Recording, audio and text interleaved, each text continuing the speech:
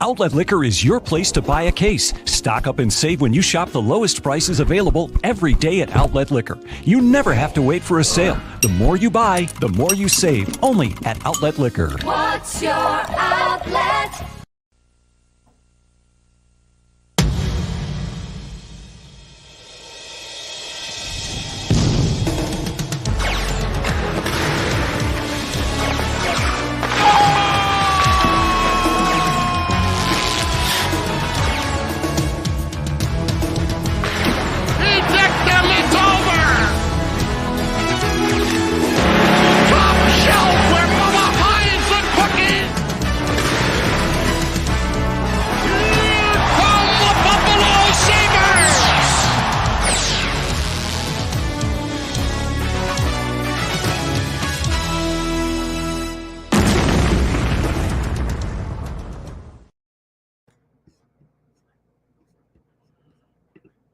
Welcome, everybody, to another edition of I'll Hang Up and Listen. I am so sorry for getting here a little bit later than I wanted to do.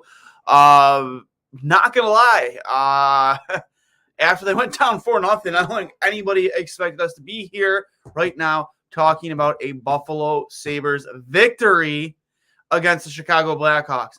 Down 4-0. They were absolutely looking like hot garbage, trash. Looks like the night was over. Flip the channel, go watch Monday Night Raw, whatever the hell you wanted to, do. I was flipping back and forth. I won't lie. But then slowly, 4-1, 4-2, 4-3, 4-4. Oh, and then Chicago makes it 5-4. But don't wait. 5-5. And then one of the most wildest game-winning goals I think we've seen since the butt goal on Mike Smith. Tage Thompson, his stick absolutely explodes on a one-timer. Puck literally in slow motion hits the backboards, pinballs back into Kokenen's skate and into the net. And you saw him lose his fucking mind like on the goalpost. You hate to see, as a goalie, you hate to have a meltdown, but you love to see another goalie have a meltdown. And that's exactly what happened. Resilience. This team was resilient. They never gave up on themselves. They stuck to their game plan. And they slowly started to come back. Obviously, this team has been in these types of holes before, and they haven't been able to get themselves out of it. But this is a different team. I think there's a much different culture, and they don't give up on themselves. They don't give up on each other, and they don't just stop. They didn't stop skating. Again, that's not like we just pulled off a comeback against like the Tampa Bay Lightning. You did against the Chicago Blackhawks, who are essentially in rebuild mode too. But still, that was like insanely impressive. Down 4-0, and you come back and win 6-5. Victor Olofsson probably having his best game in a Sabres jersey all season, especially on that Alex Tuch goal. That pass was absolutely chef's kiss. Not to mention, his 2 goals to boot. And, again, just a great, fun game to watch all around. I couldn't believe what I was watching. It was, shades of 06, 07, 05, 06, 06, 07, when those teams to be down like 1, 2, even 3 goals late in the third period, you knew they were never out of it. And you just knew, even when they went down again 5-4, like this team wasn't going to back off. They were going to come back and win. And that was just, wow, unbelievable. We already have a bunch of comments in here from Paramat Pictures. Not to get into controversy, but let's say we won this one for Kyle. Absolutely. Couldn't agree with you more. Definitely won this one for Kyle. That was, without a doubt, 100%. Crazy game from Colin Smith. 100% agree. Middle stats and Cousins playing very, very well. Again, couldn't agree with you guys more. Today was just a lot of fun to watch. And we're going to go over the score sheet right now. 11 different skaters for the Sabres had at least 1 point tonight. 2 goals and assists from Victor Olofsson. Dylan Cousins with 2 apples. Rasmus Dahlin with 2 apples. Tage Thompson with a goal and an assist. Alex Tuch with a goal and assist. Will Butcher with an assist. Vinny Hinestroza with a goal. Henry Jokiharju with an assist. Middlestat with an assist. Posa with a goal. Jeff Skinner with an assist. And you want to know what? Like, these guys have just, granted, wasn't a winning streak, but, a point streak. A little bit of a point streak here. And now it's gone into 6 games. In the pregame show, I predicted, where Sabres are going to blow them out, 5-1, 5-3, depending on who was in net. And Dustin Tokarski was not good tonight. A couple of those goals were on him. But that first one bugged me a lot. I just thought he lacked a lot of patience and didn't get a very strong push over to get over to his glove side. And really bugged me a lot. And, you saw on the 2 goalies, one Mike group chat screenshot earlier that our group chat was not going well early on. But, everybody kind of gave up. Everybody was ready to change the channel. And I guess we were proven wrong. This team proved us wrong. He said, don't give up on us. We don't give up on each other. We're not going to give up on you, so don't give up on us. And a little Sabres after dark, comeback. They rallied. And that moved them. I'm not sure. Again, this is updated. I want to say it's 25, 33, and 10 now with that win tonight. And then just to kind of go over some of just the individual player stats, I jokingly, I said, well, it's great that Victor Olofsson finally decided to start scoring after the trade deadline, because everyone knows I've been a big advocate of, the Sabres shipping him out for pieces. And now he's trying to make state his case for that next contract, because he's an RFA at the end of the season. I think that was his 3rd goal since the trade deadline, 3rd or 4th goal with his 2-goal game today. That puts him at, let's see here. If these are updated, there's either 12 or 14 goals for him. Let me see here if they have that actually updated. Yeah, that would be updated. 2, 3, 4, 5, 6, 7, 8, 9. A lot of zeros. 10, 11, 12, 3. Yep, that's 14 goals in the season for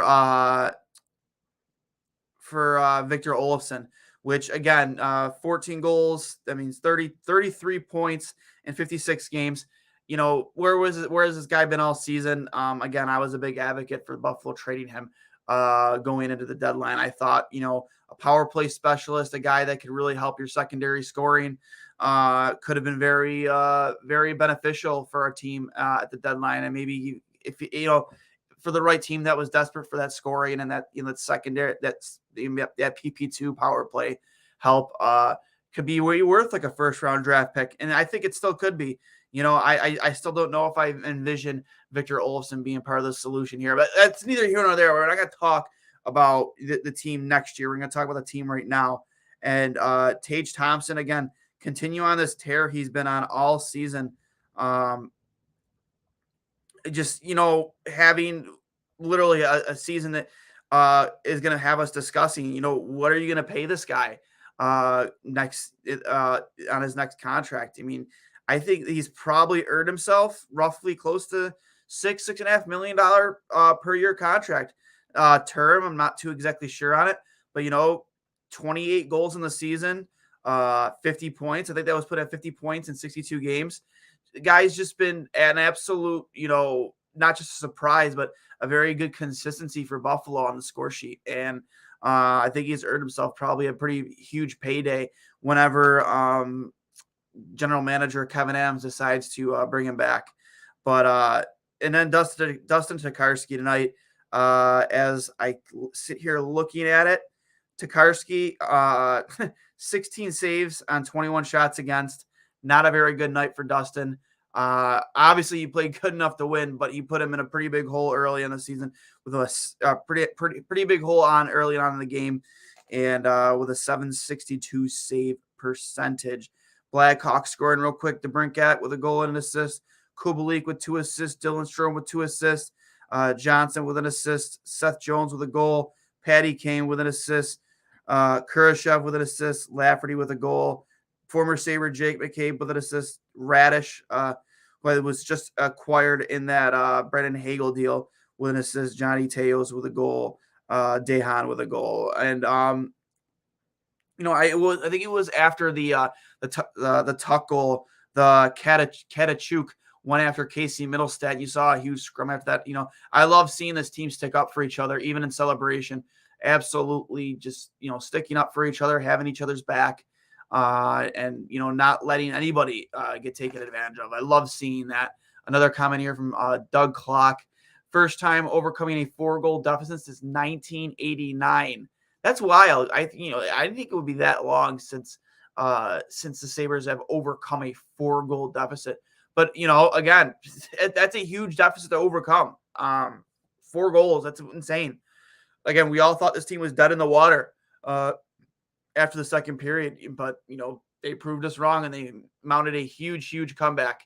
We saw this with Ryan Bates with the Buffalo Bills. Do you think at the least tender Olofsson?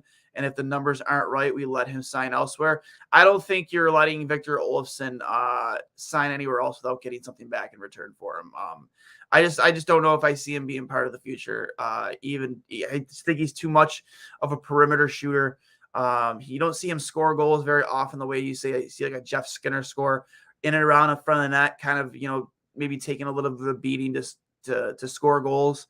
The way, again, like maybe like a Sam Reinhart used to, or what the way Jeff Skinner does now. You need to see better 5-on-5 numbers, which you don't really see from Victor. So I don't know. We'll see. I don't think they're going to allow him to walk for nothing, though. I think Kevin Adams is going to do his absolute best to get whatever he can for him. You see, former Sabre Justin Kia was the what? No shit. I did not know that. That's wild. I remember Justin Kia as a big boy too. Well, good for him. At least he's staying in hockey, staying in the NHL in one way or another. I did not know that. That's pretty cool. That's a little fun fact. Thanks, Colin. But yeah, I look at this team, man, and again, goaltending almost killed us tonight. I think that's the one glaring hole that, that's the first thing that Kevin Adams is going to want to fix going into next season. That's what you have to find first. You have to find your 1A, 1B solution. I don't think you're going to have a goalie next year who's going to carry the load the way you were kind of hoping Craig Anderson would have this year, even at 40 years old. I think that you're going to have to find that solution, whether it's a guy like Semyon Varlamov out of the island. Excuse me. There could be a number of goalies out there on the market that, could be looking for a new home. But I can't remember like all the names at the top of my head, but that's one name that did come to mind. That's always kind of been tossed out there as an option. If Buffalo were to be looking at the market for a goalie, actually, real quick while we have the time, I know it's getting kind of late. Let me look at that real quick, just out of curiosity. Free agent goaltenders. All right, 2022. We're looking at Marc-Andre Fleury, huh? Let's see. Some of the free agent goaltenders. Just looking.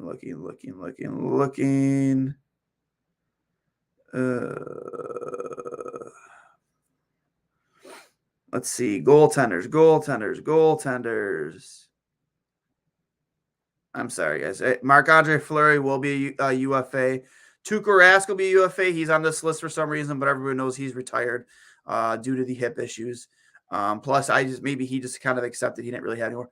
Darcy Kemper will be on the market. A goalie I've always been pretty fond of. I always thought he's been an unbelievable goaltender. His cap hit this season was $40.5 million. Definitely a guy I'd definitely be looking at to possibly bring in. And that was one of the games at the top of my head after Varlamov was Darcy Kemper. I just couldn't remember if he was a free agent or not. One defenseman that's always been tossed around coming off goaltenders, Josh Manson, made $4.1 million this year. He's 30 years old. Definitely a guy I would love to see in Buffalo to play alongside a guy like Owen Power. Jack Campbell still looking to possibly be a free agent.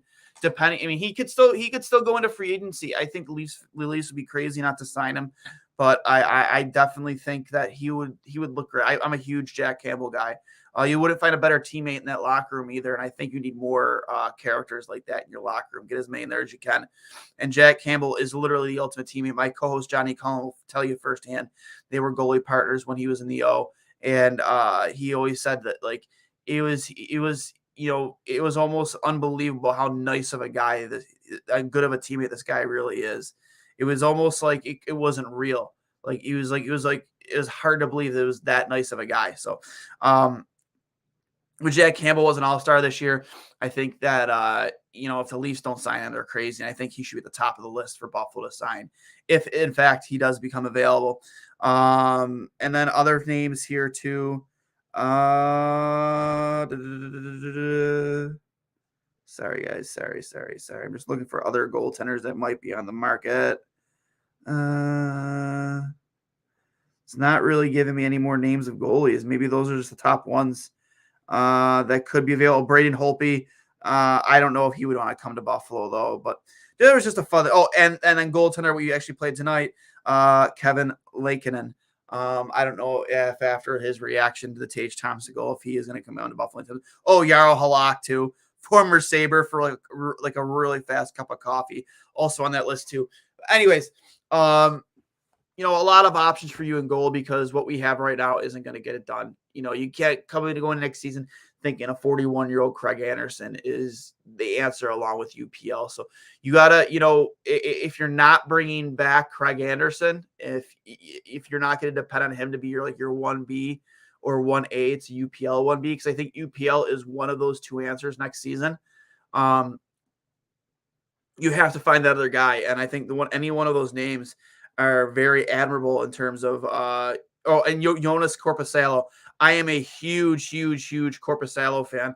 So that's another name too that, maybe Buffalo could have their eyes on, because I think it's obvious that Elvis Merzlikins is going to be the full-time starter. I believe, they signed him to a long-term deal too. So I think Korpisalo is on his way out. I don't know they're going to invest that much money to two goaltenders, especially in a flat cap era. Another point here, UPL could do it next year, but needs a D-man. He is getting absolutely shelled down at Rochester. This weekend was a prime example. Yeah, UPL, that Rochester team is going to keep playing like this. I would expect a really deep run from them in the playoffs. I know that Kevin Adams on paper sent back guys like Peyton Krebs, the younger guys back to Rochester on paper, so they would be eligible for the AHL playoffs when the Sabres season's over with, which was a good move on his part because those guys should get playoff games in 100%. But if they're going to keep playing like this, I don't see them really making a huge run at playoffs, and UPL just needs to be better. Absolutely does. I just don't know if he is in RFA or UFA. Elvis Merzlikins. I want to say they signed him. I want to say he actually maybe this season signed a contract. So I think he isn't on the market. But anyways, just an unbelievable game. But again, goaltending, again, another issue today. Thankfully, it didn't cost us at the end of the game, even though it was a really funny, wacky, as Steve Dangle, dang it, way for that game to end after Tage Thompson's stick absolutely exploded on that one-timer. And it was like comical the way it was comical. Normally the Sabres are on the other end of that, the puck banking off the board and going off, your goalie or a player and into the net. That's usually how we're normally on the end of that joke. But, it's nice to see that happen for Buffalo and see those bounces go for Buffalo. Dylan Cousins' goal, took a nice bounce. You just throwing the puck to the net and see what happens. You saw the Vinny Hinostroza goal. Guys just throws the puck to the net, hits former Sabre Jake McCabe, falls in front, and there's Vinny to pick up the garbage and shovel into the net to tie it at 4. So I mean, great things happen. We had my men's league game last night, and we didn't have our best performance. And I always tell those guys, we're not a team that's finesse. We're a throw the puck on net team and bang home rebounds team. And that's I think Buffalo knows its identity, that they're not always going to be that team that's going to score the fancy, pretty goal, the tic-tac-toe goal all the time, even though they are capable of doing that. They are not afraid to just put pucks on net and just stand in front, take a beating, and shovel home a rebound. That's their identity, and they've realized that, and they've embraced it. And, it's showing since the All-Star break in their games, and these games that they're winning and getting points in. Even, the games that they're not winning in overtime, they're getting points in these games. They're sticking with some of the best teams in the league. Top teams in the league. They're there. They're sticking right with it. And they're getting points out of this. And it just goes to show, maybe if you got the goaltending at the beginning of the season, maybe we're playing meaningful games right now. I'm not saying this is a playoff team. I don't think they're a playoff team. Like, no, I don't. But, I think as fans, we're all paying attention to the standings a hell of a lot more. And we're looking at this as like, shit, man, we could have been playing meaningful games in March. You know what I mean? Coming within maybe 10, 12 points of a playoff spot and actually paying attention to the standings this late in the season for once. That could have been exciting. I would have been excited for that. But we just didn't have the goaltending when Craig Anderson was hurt. And you just can't always depend on a 40-year-old goaltender to be your savior during the season. Defensively, this team has been, very inconsistent, sloppy throughout the year, especially tonight too. But you sometimes you just need your goalie to bail you out with a save and kind of put you on, put the team, we see Ryan Miller and Dominic Hasek too, put the team on their back sometimes and, win a game for you.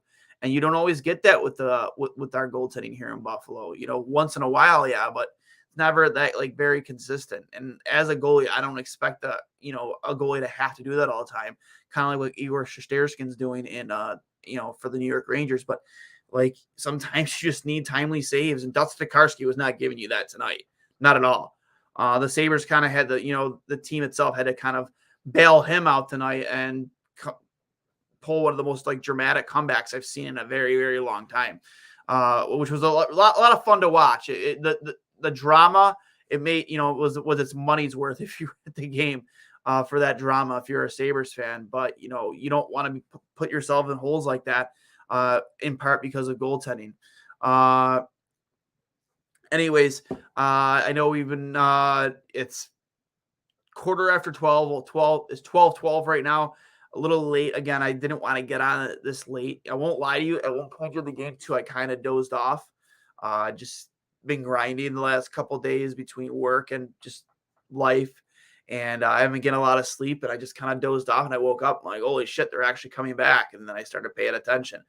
Just a lot of fun game to watch. Happy for the boys, couple clicks for the comeback. But I couldn't be more happy about what the way they stuck with it and were resilient. And I think that's the biggest word to really label this team right now is resilient. They are resilient. They don't give up on themselves. They don't give up on each other, and they don't give they even if they're gonna lose, they go out in like a blaze of glory. I'm not gonna say that, but I'm just trying to find the right words here. They go out there and they give you everything they have now, and you notice it, you appreciate it. And that's why I'm still watching now. That's why a lot of fans are still watching now, even though they have a prayer playoffs. They're still watching right now and enjoying this run that they're on and carrying it into next season, carrying into game to game. And again, it's just resilient and the desire to win, even when, people are there are some fans out there that want the better draft pick, or they say, what's the point in winning right now? There's a huge point in winning right now. And you shouldn't root for this team to lose. Do not root for this team to lose. Don't. We're done rooting for losses. Why? I mean, I don't care if I lose out on Shane Wright. Whatever, man. We have 3 first-round draft picks. Those guys aren't going to be hitting the NHL next year, but I highly doubt Kevin Adams even going to use all 3 of them. I think he's going to flip one for a player to help this team next season. And I'm done rooting for this team to lose. I just don't want to do it anymore. I'm done. But listen, guys, I am so gassed. So gassed. Thanks for sticking with me here this late in the night. I'll hang up and listen. I hope you guys had a good time watching this game. Down 4-0. What a dramatic comeback. As Kurt also said in Miracle when he was playing bubble hockey with his son. It'll be a dramatic comeback. That's what it was. It was a very dramatic comeback. And again, I'll hang up and listen. Remember, this is brought to you by Outlet Liquor, the place to buy a case. And enjoy the rest of your night. Get some sleep. And let's go Buffalo, right? So good night, guys. And I'll talk to you next time.